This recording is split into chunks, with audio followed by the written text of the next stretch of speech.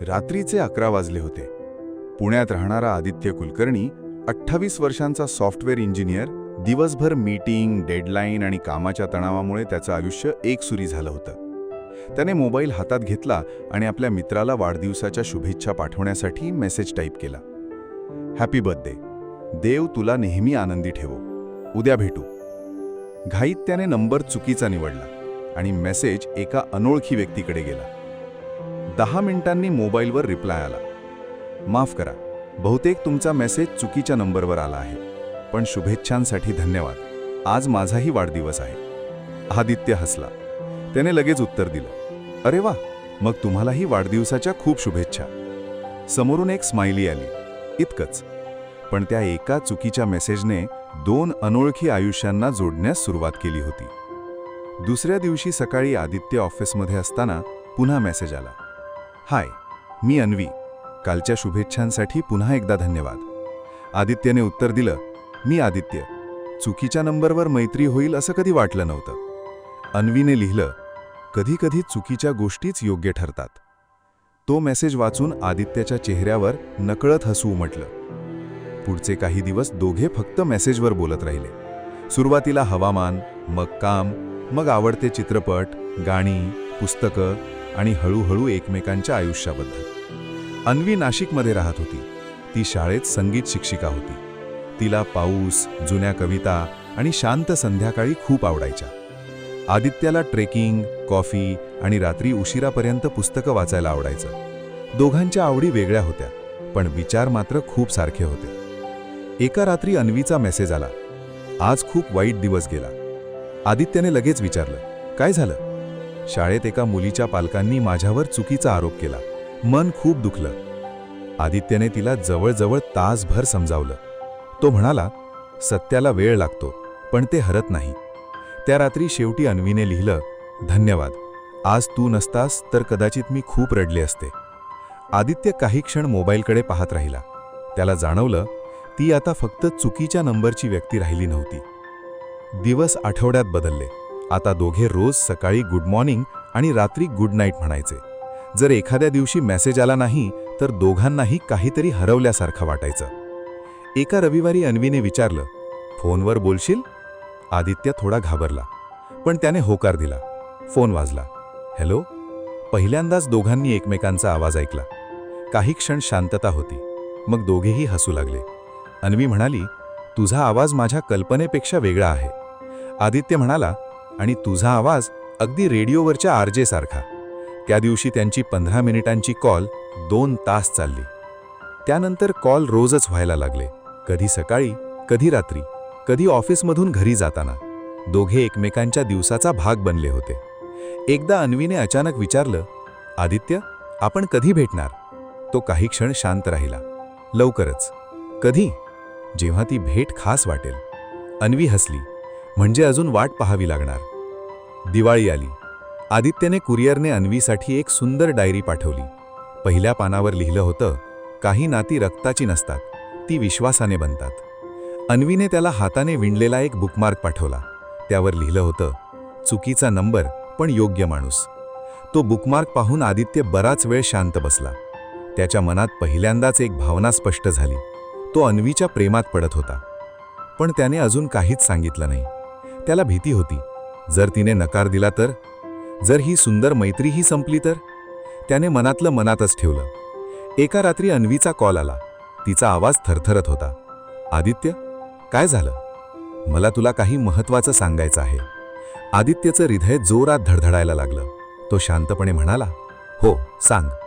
अन्वी काही सेकंद शांत राहिली आणि मग म्हणाली, घरी माझ्या लग्नाबद्दल बोलायला सुरुवात झाली आहे. आदित्यच्या हातातून मोबाईल जवळजवळ निसटला. त्याला काय बोलावं हेच सुचेना. फोनच्या दोन्ही बाजूंना शांतता पसरली. त्या शांततेने त्यांच्या आयुष्यातील सर्वात मोठ्या वादळाची चाहूल दिली. फोनच्या दुसऱ्या टोकावर काही क्षण पूर्ण शांतता होती. आदित्यच्या डोळ्यांसमोर अन्वीसोबत घालवलेले प्रत्येक क्षण फिरू लागले. रोजचे मेसेज, रात्री उशिरापर्यंत चालणाऱ्या गप्पा, तिचं मनमोकळं हसणं, तिचं काळजीने भरलेला आवाज. तो स्वतःला सावरत म्हणाला, मग तू काय ठरवलंस? अन्वीने दीर्घ श्वास घेतला. मी अजून काहीच ठरवलं नाही, पण आईबाबा म्हणतात मुलगा खूप चांगला आहे.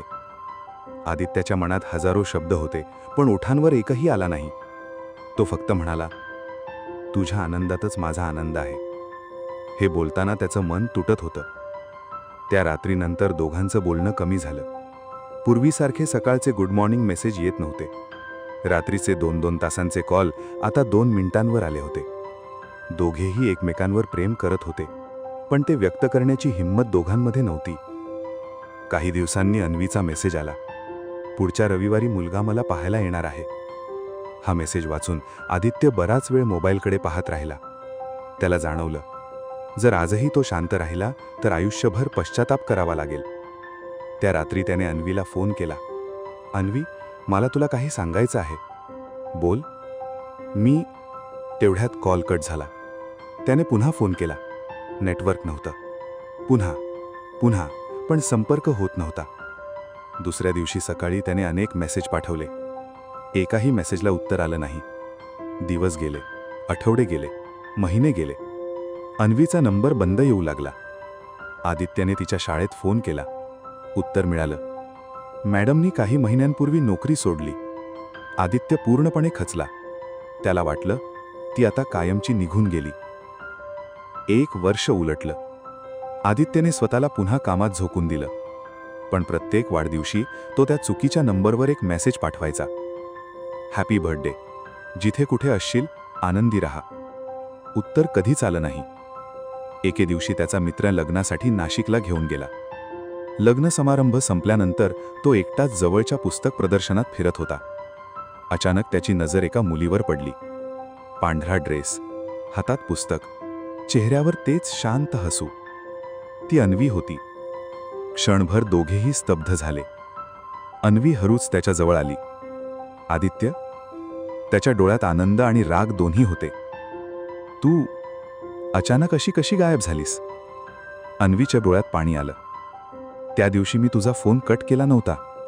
मग माझा मोबाईल अपघातात तुटला. त्याच दिवशी बाबांना हृदयविकाराचा झटका आला. काय? सगळं आयुष्यच बदललं. हॉस्पिटल, उपचार, घरची जबाबदारी आणि मग नंबरही बदलावा लागला. ती पुढे म्हणाली, मी तुझ्याशी संपर्क करण्याचा खूप प्रयत्न केला, पण माझ्याकडे तुझा नंबर कुठेच सेव्ह नव्हता. प्रत्येक वेळी मी तुझाच मेसेज उघडायचे, पण फोन गेला होता. आदित्याच्या डोळ्यात अश्रू आले. 1 वर्षाचा गैरसमज एका क्षणात दूर झाला. दोघेही जवळच्या बागेत जाऊन बसले. संध्याकाळची थंड हवा वाहत होती. आदित्यने शांतपणे विचारलं, मग तुझं लग्न? अन्वी हसली. झालंच नाही. का? ती आदित्याकडे पाहत म्हणाली, कारण माझं मन आधीच कोणाकडे तरी हरवलं होतं. आदित्य हसला. माझंही. काही क्षण दोघेही शांत राहिले. मग आदित्याने खिशातून एक छोटासा डबा काढला. त्यात साधीशी अंगठी होती. ही मी 1 वर्षापूर्वी विकत घेतली होती. अन्वी आश्चर्याने त्याच्याकडे पाहू लागली. मी त्या रात्री तुला प्रपोज करणार होतो. तिच्या डोळ्यातून आनंदाश्रू वाहू लागले. आदित्य गुडघ्यावर बसला. अन्वी, एका चुकीच्या मेसेजने माझं आयुष्य बदललं. आता मला उरलेलं आयुष्य तुझ्यासोबत घालवायचं आहे. तू माझ्याशी लग्न करशील? अन्वीने रडत रडत होकारार्थी मान हलवली. हो, 1000 वेळा हो. काही महिन्यांनी दोघांचं साध्या पद्धतीने लग्न झालं. लग्नाच्या दिवशी आदित्याने हसत विचारलं, एक सांग, त्या दिवशी मी चुकीच्या नंबरवर मेसेज पाठवला नसता तर? अन्वी हसली. मग नशीब दुसरा एखादा मार्ग शोधला असता. दोघेही हसले. त्या रात्री अन्वीने तो पहिला मेसेज एका फ्रेममध्ये बसवून त्यांच्या घराच्या भिंतीवर लावला. Happy birthday. देव तुला नेहमी आनंदी ठेवो. त्याखाली तिने एक वाक्य लिहिलं होतं, काही चुका आयुष्यातील सर्वात सुंदर योगायोग ठरतात. त्या दिवसापासून प्रत्येक वर्षी त्यांच्या लग्नाच्या वाढदिवशी ते एकमेकांना तोच पहिला चुकीचा मेसेज पुन्हा पाठवायचे. कारण त्यांना माहीत होतं, एका चुकीच्या मेसेजने त्यांचं संपूर्ण आयुष्य बदललं होतं. तुम्हाला ही कथा आवडली असेल तर व्हिडिओला लाईक करा, शेअर करा आणि अशाच नव्या कथांसाठी कथांची दुनिया चॅनलला सबस्क्राईब करा.